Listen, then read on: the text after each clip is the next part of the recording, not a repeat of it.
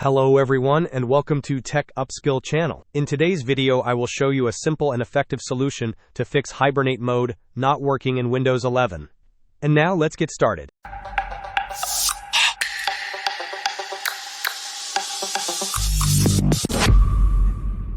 If you are experiencing issues with the Hibernate feature in Windows 11 not functioning correctly, there is a straightforward command you can use to resolve this. First, open the Windows search bar and type in command prompt. Once command prompt appears in the search results, right-click on it and select Run as Administrator. This will open the command prompt window with elevated privileges, which are necessary for this fix.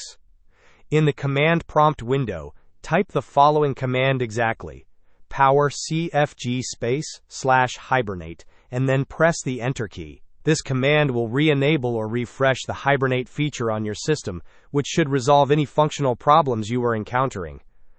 Hope this was helpful. Don't forget to like and subscribe if you enjoyed. As always, thanks for watching and I will see you in the next video.